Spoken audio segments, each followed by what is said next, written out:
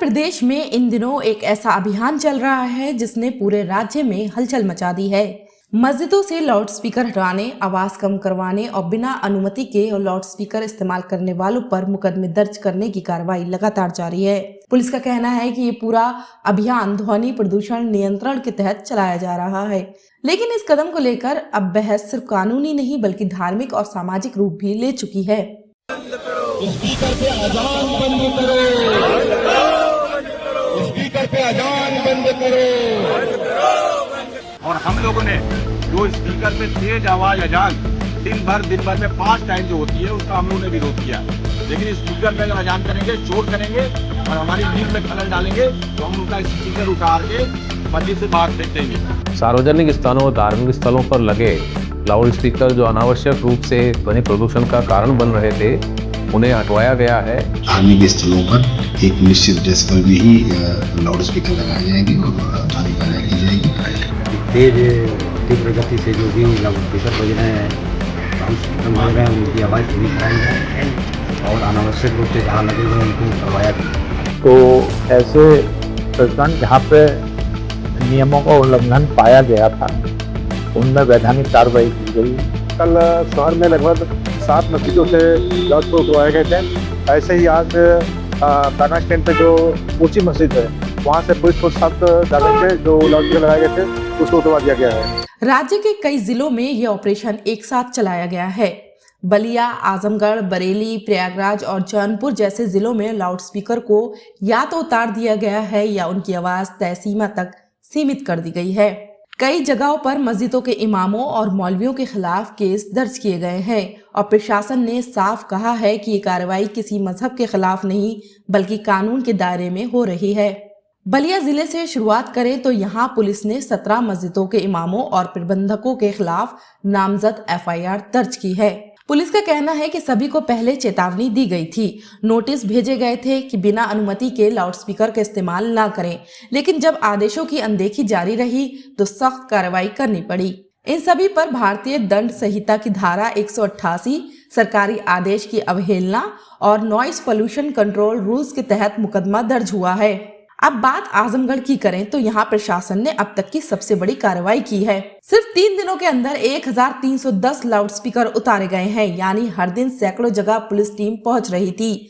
देवगांव और मुबारकपुर इलाके में सबसे ज्यादा कार्रवाई हुई है। पुलिस ने यह भी बताया कि कई मस्जिदों ने खुद ही लाउडस्पीकर उतरवा दिए ताकि किसी विवाद या सजा से बचा जा सके।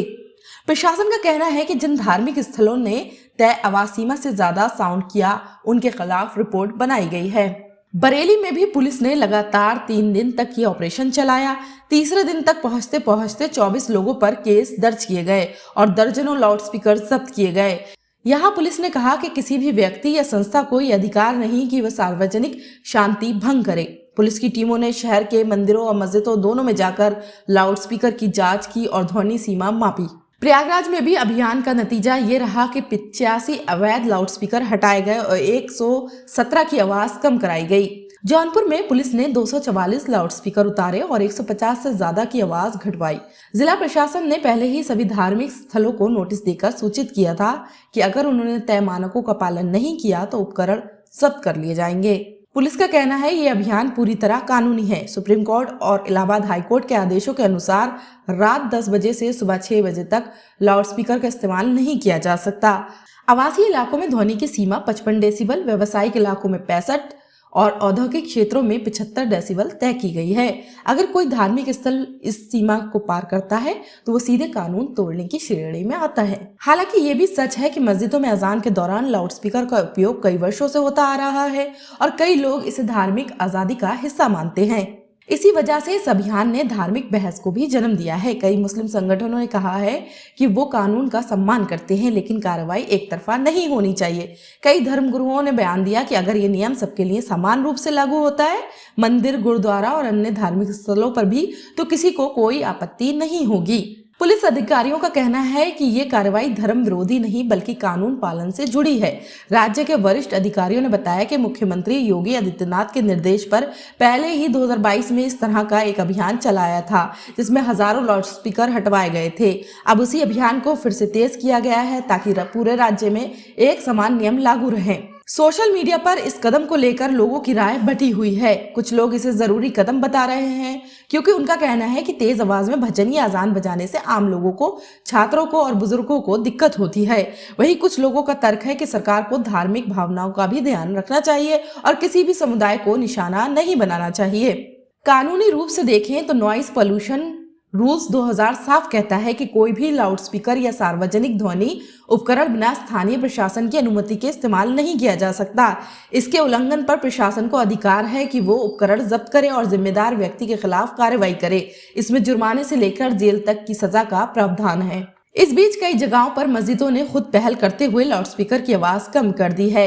कई जगहों पर धार्मिक नेताओं ने कहा कि वो शांति बनाए रखना चाहते हैं और प्रशासन के आदेशों का सम्मान करेंगे। हालांकि कुछ जगहों पर लोगों ने विरोध भी किया है और कहा है कि कार्रवाई चयनात्मक लगती है, यानी सिर्फ मुसलमानों के खिलाफ ही लगती है। पुलिस विभाग ने साफ कर दिया है कि अभियान जारी रहेगा और आने वाले दिनों में हर जिले में धार्मिक स्थलों का लाउडस्पीकर ऑडिट किया जाएगा। जहां बिना अनुमति उपकरण लगे होंगे वो हटाए जाएंगे। जहां आवाज सीमा से ज्यादा होगी वहां तुरंत कार्रवाई कराई जाएगी। सरकार का दावा है कि ये कदम सिर्फ शोर घटाने के लिए नहीं बल्कि समाज में समानता और शांति का माहौल बनाने के लिए उठाया गया है। कुल मिलाकर अब यूपी में लाउडस्पीकर की आवाज पर नकेल कस गई है। कानून साफ है, नियम तय है और पुलिस एक्शन मोड में है। जो लोग नियमों का पालन करेंगे उनके लिए कोई परेशानी नहीं होगी, लेकिन जो अपनी मनमानी पर अड़े रहेंगे उनके खिलाफ सख्त कानूनी कार्रवाई तय है। आम लोगों के लिए इसका सीधा मतलब ये है कि आने वाले दिनों में अब यूपी के शहरों और कस्बों में तेज आवाज में अजान, भजन या कीर्तन सुनाई नहीं देंगे। सरकार का लक्ष्य है कि धार्मिक आस्था भी बनी रहे और लोगों की नींद और शांति भी बरकरार रहे। अब देखना यह होगा कि ये सख्ती आगे कितनी दूर तक जाती है और क्या वास्तव में ये कदम ध्वनि प्रदूषण कम करने में सफल होता है या नहीं। सच की लपटों से नजर हटाइए मत, हम लाएंगे हर पहलू आपके सामने।